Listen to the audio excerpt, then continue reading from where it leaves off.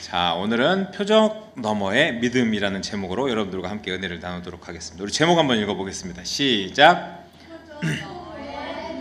크게 해주세요. 시작. 네, 표적 너머의 믿음입니다. 여러분들 혹시 조창인 작가의 소설, 요거 가시고기 아시나요? 가시고기라는 소설이 있어요. 되게 유명한 소설이었는데 이 소설은 한 아버지하고 그 아들 사이에 좀 가슴 아픈 이야기를 담고 있습니다. 내용이 이래요. 이제 어느 날 어떤 아들이 있었어요. 아들이 백혈병에 걸리게 돼요. 백혈병에 걸리게 돼서 아버지는 이 아들을 치료하기 위해서 전 재산을 막 집도 팔고 해서 전 재산을 써서 아들을 고치려고 했는데 돈이 부족하게 됩니다.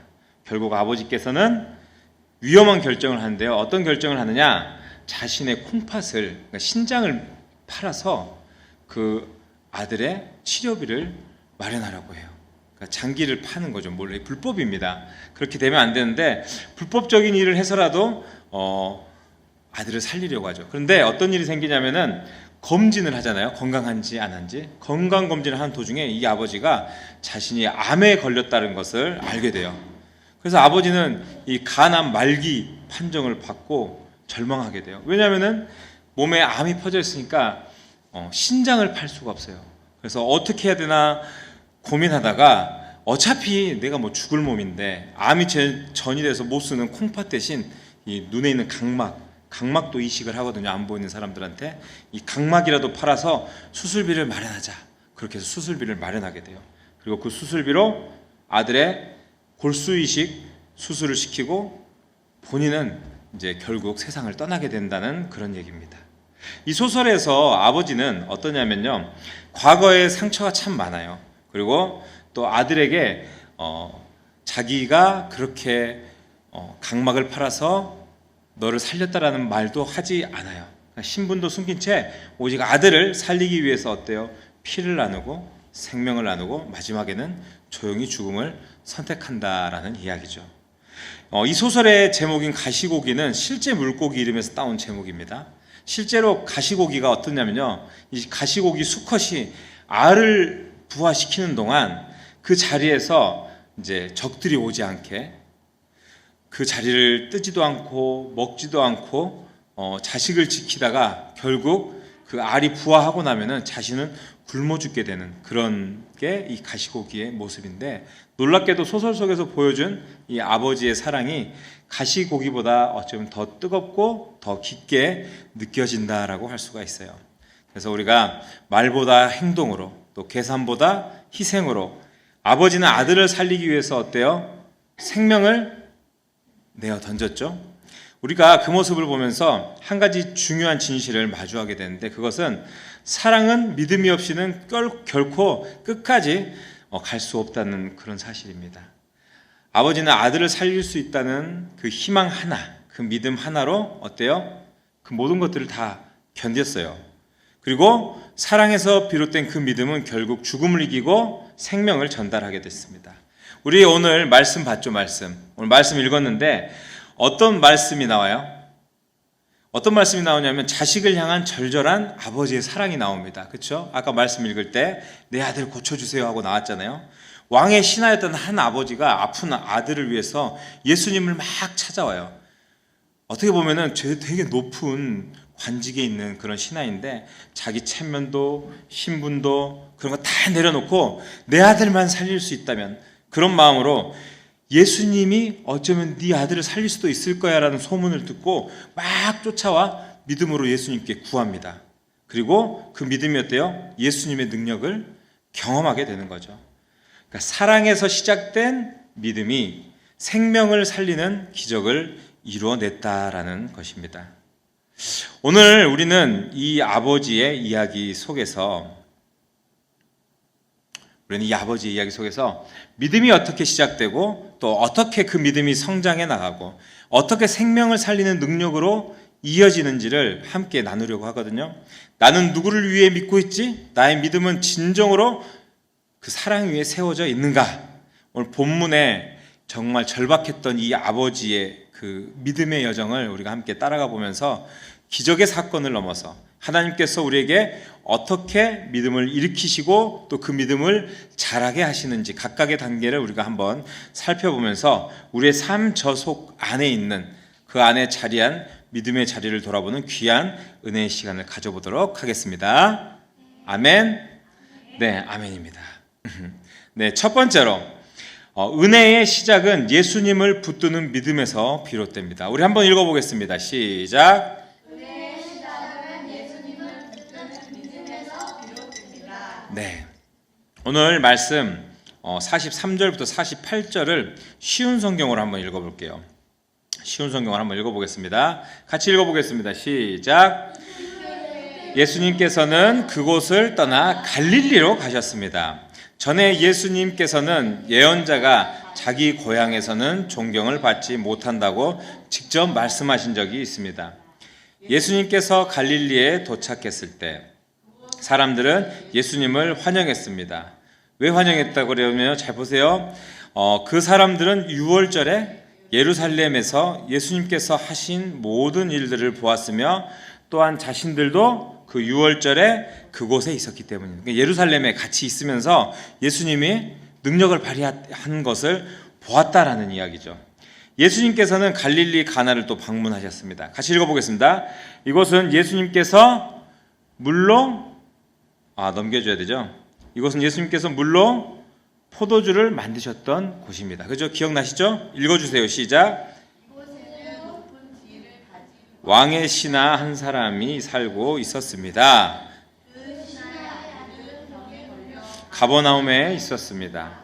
왕의 신하는 예수님께서 유대 지방에서 갈릴리로 오셨다는 소식을 듣고 예수님께 찾아가 가버나움으로 오셔서 자기 아들을 낫게 해달라고 간청했습니다.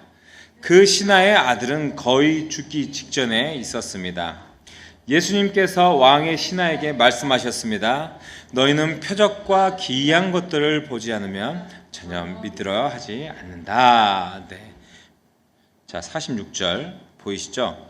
지금 보신 46절에 나오는 왕의 신하는요, 옛날 여기 보면은 헤롯 안디바라는 왕이 이 시대의 왕이었어요. 그 왕의 신하였다라고 그렇게 추측을 하고 있습니다. 근데 높은 관직에 있는 사람이라 그랬어요. 높은 사람들은 어때요?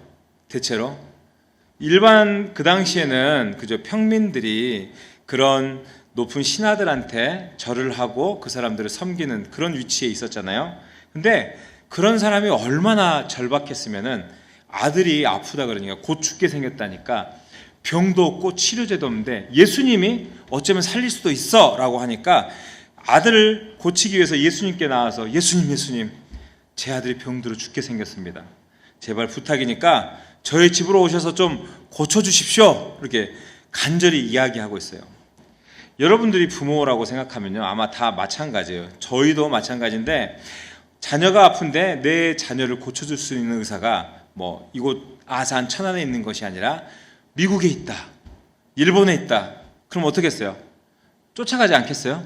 내 자식 좀 살려주십시오. 치료할 수 있는 사람은 당신밖에 없습니다.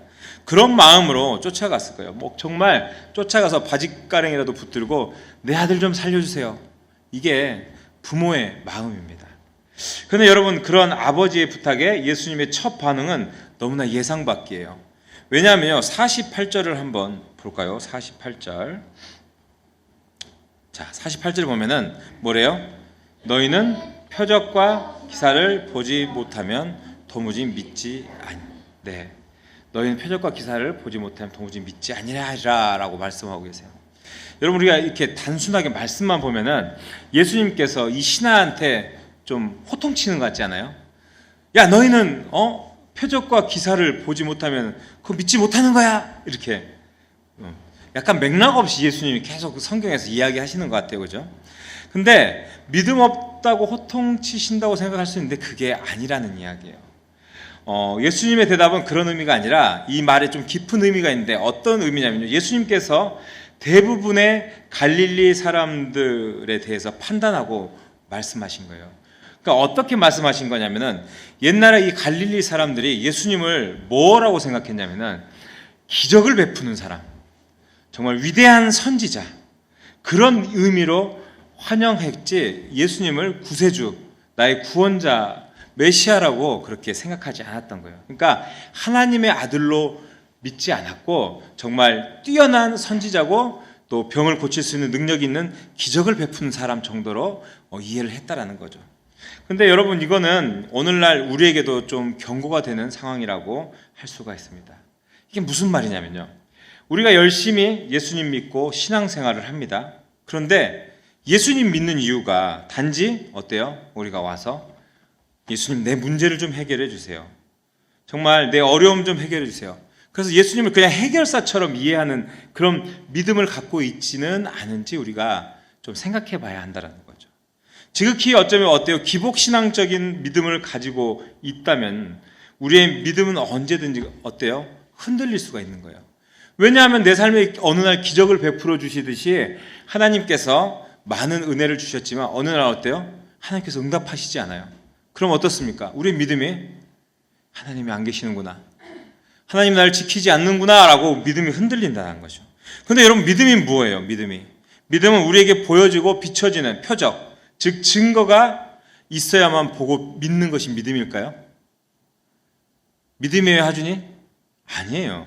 아니라는 거죠. 우리에게 보여지는 것이 없어도 예수님 그분을 보고 믿는 것, 그것이 진정한 믿음이다라는 얘기입니다. 그래서 유명한 우리 팀 켈러 목사님 있어요. 팀 켈러 목사님께서 이렇게 얘기했습니다. 영어합니다. 영어. 네. Saving faith is not just trusting Jesus to solve your problem. It's trusting Him for who He is. 무슨 말일까요? 네. 믿음을 구하는 것은 단순히 예수님을 믿고 문제를 해결하는 것만이 아니라 예수님을 있는 그대로 믿는 것이다 라는 이야기예요. 이해가 됩니까? 네. 믿음을 구하는 것은 단순히 예수님을 믿고 내 문제만 해결하는 것이 아니다. 예수님을 그냥 우리가 그런 것 없어도 있는 그대로 믿는 것이 진정한 믿음이다 라고 이야기를 한 거죠. 그러니까 참된 믿음은 예수님을 수단으로 삼는 게 아니에요. 예수님이 나의 삶의 목적이 되는 데서 출발하는 것이 참된 믿음이라는 이야기입니다. 자, 이제 여러분께 질문하겠습니다. 자, 우리 하준이 긴장하지 마시고, 혹시 여러분들께서는 하나님을 신뢰한다고 하면서 실제로 하나님을 나의 문제를 해결해 주시는 분이라고만 대하고 있었던 적 있으십니까? 하나님 이거 좀 해주세요. 하나님 이것 좀 들어주세요. 하나님 이것 좀 해결해 주세요. 아닌가요? 믿음이 좋습니다. 아니면 혹시 하나님께 기도를 했는데 응답하지 않아요. 그럴 때 우리의 믿음이 여전히 성장해 나가는 것이 아니라 제자리에 멈추고 있지는 않는지 한번 좀 생각해 보기를 원합니다. 여러분, 하나님께서는요, 우리가 원하시는 것을 주시기보다 우리에게 그 하나님 본연의 모습, 하나님 자신을 우리에게 주기를 원하시는 분이 하나님의 모습입니다. 우리가 잘 생각해 보면 언제 기도가 가장 절실해지고 간절해졌나요? 잘 생각해 보세요. 우리가 어려움과 고난 가운데 있을 때, 또 아픔과 상처 가운데 있을 때 정말 기도가 절절하게 나옵니다. 그리고 그렇게 열심히 기도하고 하나님을 외치는데 아까 이야기한 것처럼 응답이 없어요. 하나님께서 뭐라고 하셨습니까? 아니면은 하나님을 어떻게 바라보셨습니까? 하나님께 막 우리가 정말 하나님 왜 저에게 대답을 안 하십니까? 원망하고 또 하나님께 질책할 때 있지 않습니까? 저도 그랬어요. 저도 그럴 때 하나님 없다. 하나님 없다. 네. 목사인데 하나님 없다. 그때는 목사가 아니었을 때요. 하나님 안 계신다. 하나님 있으면 나한테 그럴 순 없다. 하나님 나 버렸다. 나 내 마음대로 살 거다. 그렇게 행동했던 적도 있어요. 근데 여러분도 그렇지 않을까요? 야속한 하나님의 무응답에 우리 이런 반응은 어쩌면 당연하다라고 할 수도 있습니다. 근데 오늘 어때요? 아들을 살리기에 다가왔던 신하는 어땠습니까? 그냥 그는 오로지 주님의 말씀을 신뢰하고 또 그 주님만 바라보고 그 말씀대로 순종하며 어때요? 예수님을 붙들었어요. 전혀 예수님을 몰랐던 사람일 수도 있어요. 그 믿음이 없는 사람일 수도 있어요. 그렇지만 그 예수님을 믿고 신뢰했다라는 거죠. 우리 사랑하는 여러분, 여러분들의 삶에 진정한 믿음이 시작되는 것은 온전히 주님을 붙들고 또 나아갈 때, 그리고 당장은 답이 아닌 것 같아도 우리 주님께서 하신 말씀, 이 말씀을 통해서 정말 신뢰하고 흔들리지 않음으로 붙들고 그렇게 주님 앞에 어떤 말씀들이 우리에게 주어졌을 때 그 말씀 따라 순종할 때 하나님의 은혜가 우리의 삶 속에 또 우리의 인생 속에 시작되는 것입니다. 이 시간 여러분 간절히 바라기는요, 오직 주님을 목적으로 우리의 인생을 이끌어 가시기를 바랍니다. 오직 주님을 향해 흔들리지 않는 믿음으로 여러분들 신뢰하고 은혜와 은총을 누리는 저와 여러분들의 삶이 될 수 있기를 주님의 이름으로 축복합니다. 네, 두 번째입니다. 두 번째 한번 대지를 읽어보도록 하겠습니다. 두 번째, 순종의 전환점은 말씀을 믿는 믿음에서 시작된다라는 것입니다. 한번 같이 읽어보겠습니다. 시작. 순종의 전환점은 말씀을 믿는 믿음에서 시작됩니다. 네. 그렇다면 우리의 믿음이 성숙하기 위해서 순종하라고 하잖아요. 어떻게 우리가 순종할 수 있을까요? 우리 말씀을 한번 볼까요? 말씀 한번 보겠습니다. 한번 읽어보겠습니다. 시작. 신하가 이르되 주여, 내 아이가 죽기 전에 내려오소서. 예수께서 이르시되 가라, 내 아들이 살아있다 하시니 그 사람이 예수께서 하신 말씀을 믿고, 네, 방금 읽은 구절에서 오늘 예수님을 찾아간 이 신하가 예수님께 계속해서 이야기합니다. 뭐라고 얘기해요? 주여, 내 아이가 죽기 전에 오소서. 그러니까 내 아이가 이렇게 있다가 말 꺼내자마자, 그죠? 예수님께서 반응 안 하시고 안 움직이면은 정말 목숨이 경각에 달려있으니까 죽을 수도 있습니다. 빨리 죽기 전에 오소서 막 다급하게 예수님께 얘기해요. 그러자 예수님께서 뭐라고 해요? 50절 보세요. 예수께서 이르시되 뭐라고? 가라, 네 아들이 살아있다. 그렇게 말씀하세요. 좀 이 말이 믿어지세요? 가라, 네 아들이 살아있다. 아니, 내 아들이 어디가 아픈지 들어보지도 않고, 그잖아요. 내 아들이 어떻게 생겼는지도 몰라, 예수님께서. 또 우리 집이 어딘지도 모르는 분이에요. 근데 여기서 원격으로 치료하나? 원격 치료? 그죠? 그거는 좀 웃기는 얘기지만 이 당시를 생각해 보면은, 야, 그 말 듣자면 너의 아들이 살아있다, 걱정하지 말고 가봐라 라고 이야기하는 게 약간 사기꾼? 아니면 귀찮아서 잡상인처럼 이렇게 작상인 치고 나면 대충 말로 둘러대서 내쫓으려고 하는 그런 모습일 수도 있다라고 생각할 수 있잖아요. 의심 많은 부모 같으면. 저 같으면 그럴 것 같아요. 우리 하연이 좀 살려주세요. 갑자기 그런데 너네 하연이 다 나았다. 지금 이 양반이 거짓말하나? 그죠? 이렇게 얘기할 수 있잖아요. 근데 그렇지 않았다라는 거예요. 우리가 여기서 주목할 점이 하나 있는데 뭐냐면요, 이 신하가 예수님의 말씀을 듣고 믿고 갔다라는 거죠. 믿고 갔다라는 거. 저같이 못 믿고 지금 너랑 장난하시는 거예요 라고 얘기한 게 아니라, 네, 알겠습니다 주님, 그럼 믿고 가겠습니다 하고 믿고 갔다라는 거예요. 좀 웃기지 않아요? 어떻게 믿어집니까? 저는 이 신하가 믿고 갔다는 이 부분을 한번 다시 보기를 원하는데요, 50절의 말씀에 보면은 여기 믿고라는 단어가 나오잖아요. 이 믿고라는 단어가 헬라어로 피스티오라고 하는 단어입니다. 피스티오. 그러니까 이 말이 다른 의미로 신뢰하며 순종했다라는 의미를 포함하는 거예요. 자, 피스티오 한번 따라해 볼까요? 피스티오. 이 말이 신뢰하며 순종했다. 네, 신뢰하며 순종했다. 그러니까 그는 눈에 보이는 증거도 또 예수님의 동행이 없이 그 말씀 하나만 있었어도 그걸 의지하고 나아갔다는 거예요. 그 아픈 아들을 둔 아버지의 믿음이 단지 간절한 기도의 연장이 아니었다라는 거죠. 그가 보여준 모습은 정말 하나님의 말씀을 삶 속에서 어때요? 직접 실천하는 순종의 전환점이 되었다라는 것입니다. 우리도 때때로 하나님 말씀이 주어질 때가 있어요. 근데 그때 즉시 순종하지 못하고 반응하지 못할 때가 있어요. 근데 우리가 주님께서 우리에게 말씀을 주시면 어때야 돼요? 우리의 삶에 주님 말씀이 선포되면 어떻게 해야 돼요? 주께서 우리의 삶에 적용하며 살아가기를 원하신다라는 그런 메시지를 설교자를 통해서, 때로는 성경을 통해서 우리에게 주신다면 어떻게 반응해야 합니까? 우리는 그 말씀을 이미 어쩌면 이루어진, 우리의 삶 속에 이루어진 사실처럼 여기고 반응하고 또 받아들여야 한다는 것입니다. 예전에 목사님들이 이런 얘기해요. 아멘으로 응답하고 이루어진 줄 믿으시기 바랍니다. 속으로 욕했어요.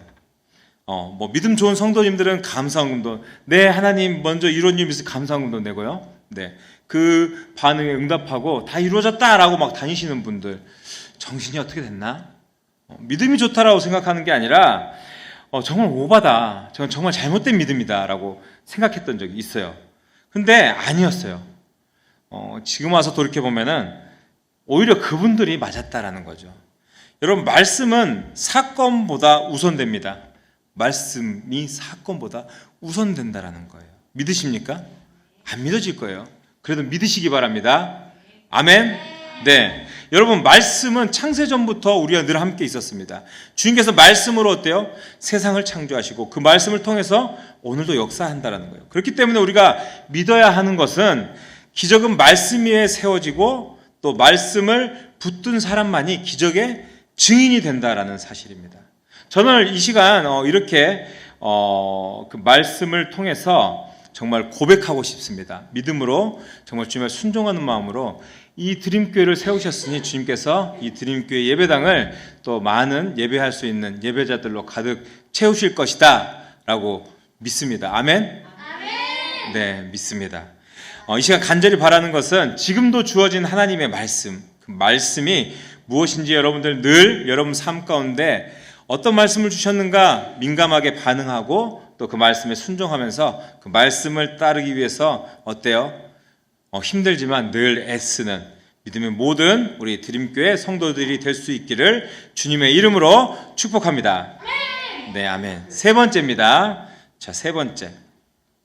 구원의 결실은 생명을 낳는 믿음에서 비롯된다라는 것입니다. 우리 같이 읽어보겠습니다. 시작. 구원의 결실은 생명을 낳는 믿음에서 비롯됩니다.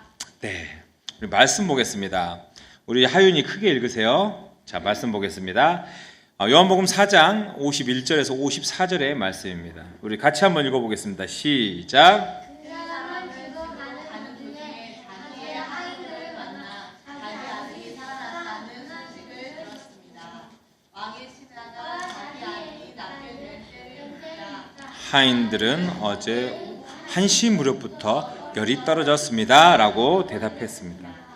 아이 아버지는 내가 바로 예수님께서 당신 아들을 살 것이오라고 말씀하신 그 시각과 정확히 일치한 것을 알고 자기와 그 집의 모든 사람이 예수님을 믿었습니다.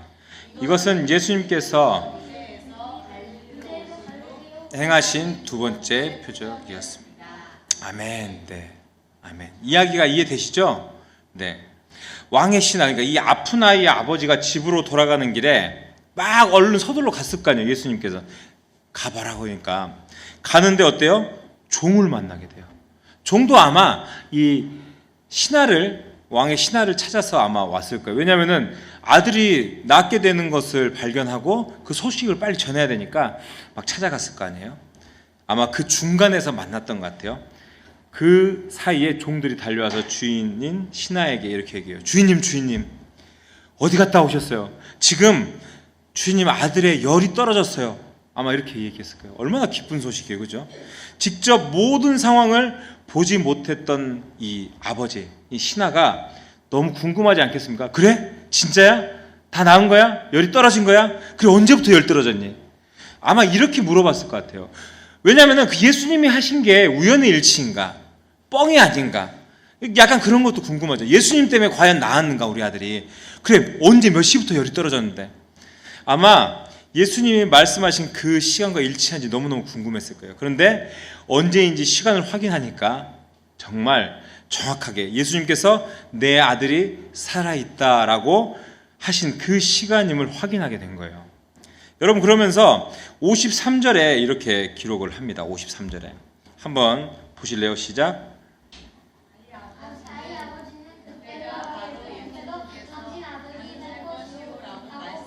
그 시각과 정확히 일치한 것을 알고 자기와 네, 마지막 보세요. 자기와 그 집의 모든 사람이 누구를 믿어요? 네, 예수님을 믿었다라고 해요. 얼마나 감사합니까? 이 믿음은요, 어쩌면요, 아들을 살려주셨기에 단지 그 기적에 대한 확신이라고 우리가 생각할 수도 있어요. 그래, 저분 예수님 맞아, 사람 살리는 분이구나. 그래, 그러니까 믿어야 되겠다. 근데 그것도 맞을 수도 있지만 그러나 우리가 거기에서 사고가 멈추면 안 돼. 더 나아가야 한다는 거예요. 그러니까 이 아버지의 고백은 예수님이 하나님의 아들이심을 인정하는 거예요. 그리고 그 말씀대로 하나님께서, 예수님께서 이루셨던 분이다라고 하는 신앙의 고백이 이 모든 고백과 행동 안에 들어있다라는 거죠. 나만 확신하면은 그냥 거기서 끝나면 돼요. 아, 그분이 맞구나. 근데 그게 아니라 더 나아가서 이분은 메시아다, 예수님이다, 살아계신 하나님의 아들이다, 이걸 믿기 때문에 어때요? 나만 믿는 데서 끝나는 게 아니라 내 가족들, 내 모든 사랑하는 사람들에게 믿으라고 이야기를 하는 거예요. 왜? 구원이 그에게 달려 있으니까. 나만 그걸 할 수가 없는 거잖아요. 그 구원을 나에게만 적용할 수 없는 거잖아요. 그렇게 신앙을 고백했던 거예요. 여러분, 이처럼 믿음은요, 그 확장성이 정말 대단한 것입니다. 그래서 믿음은 개인적인 차원을 넘어서 때로는 그 가정을 변화시키고 또 큰 공동체를 변화시키는 정말 엄청난 파괴력이 있다라는 것을 기억해야 합니다. 오늘 제가 여러분에게 전하는 이 설교의 주제는 어쩌면 요한복음 전체의 주제를 반영한다라고 볼 수가 있어요. 요한복음 20장 31절에 보면은 사도 요한은 요한복음을 기록한 이유를 이렇게 얘기합니다. 오직 이것을 기록함은 너희로 예수께서 하나님의 아들 그리스도이심을 믿게 하려 함이요 또 너희로 믿고 그 이름을 힘입어 생명을 얻게 하려 함이라. 그러니까 이 말씀을 보고 너희가 하나님의 아들이 맞다, 그리스도가 맞다, 예수님께서는 믿어라, 믿게 하려고 이걸 썼다라는 거예요. 그리고 너희가 그것을 믿고 그 이름을 힘입어서 영생을 얻어라, 그래서 이걸 기록했다라는 거예요. 여러분, 이 사도 요한에서 말씀에서 알 수가 있듯이 예수님의 표적을 기록함으로써 독자가, 그것을 읽는 독자가 믿음에 이르기를 원했던 게 이 사도 요한의 간절함입니다. 그렇다면 여러분들의 믿음이 누군가를 살리고 있습니까? 내가 하나님을 믿는다 그래요, 예수님을 믿는다 그래요. 그 믿음이 이들처럼 누구를 살리고 있습니까? 아직은 없죠? 있어야 합니다. 때로는 우리가 부족하고 또 우리의 입술이 연약하고 미련하고 능력 없을 것 같아, 이게 우리의 믿음이야 라고 생각할 수도 있지만, 그러한 믿음을 들고 나아가서 우리가 전했을 때 한 사람의 그 믿음을 통해서 가정이 변화되고 더 나아가서 세상을 바꾼다는 사실을 여러분들이 기억하시기를 바랍니다. 정말 제가 아는 주위에도 그런 분들이 있어요. 아무도 가족들이 불신자고 믿지 않지만 복음을 접함으로 그 집안이 예수 믿는 집안이 되고 목사님이 되고 또 그 집안을 통해서 자녀들도 잘 성장하고 정말 복이 이어지는 그런 놀라운 역사들, 또 하나님의 은혜를 경험하는 놀라운 역사들, 또 그로 인해서 구원받고 영생 얻는 놀라운 은혜가 임하는 것을 본 적이 있습니다. 이게 위대한 확장성입니다. 여러분들 믿으셔야 하는 것입니다. 저도 오늘 말씀을 나누면서 이렇게 기대하고 소망합니다. 주님께서 주시는 그 말씀을 통해서 저와 여러분의 순종과 고백이 삶에서 나타나 그 고백과 또 그 고백을 통한 믿음의 성숙을 통해서 하나님께서 주신 은혜와 축복으로 우리가 지금 꾸리고 있는, 우리가 살고 있는 이 가정이 회복되고 주변에서 또 믿지 않는 영혼들을 전도하고 늘 기쁨으로 하나님과 동행하며 살아가기를 원합니다. 여러분들도 함께 원하십니까? 네, 이 시간 여러분, 믿음은요 표적으로 시작할 수가 있어요. 우리 눈에 보이는 표적으로. 그렇지만 그 결론은요 예수 그리스도로 귀결되어야 합니다. 예수님께서 단순히 우리의 인생의 문제를 해결해 주시는 해결사 아니에요, 여러분. 해결해 주시지만 그걸 초월하는 분이에요. 예수님은 어쩌면요 우리의 인생 그 자체이십니다. 오늘 본문에 아픈 아이의 아버지처럼 오늘도 우리가 예수님을 처음엔 간절히 찾다가 어때요? 말씀에 나중에 순종하게 되었고 마침내 그 분의 주 되심을 고백하는 믿음으로 우리도 그렇게 나아가야 하겠습니다.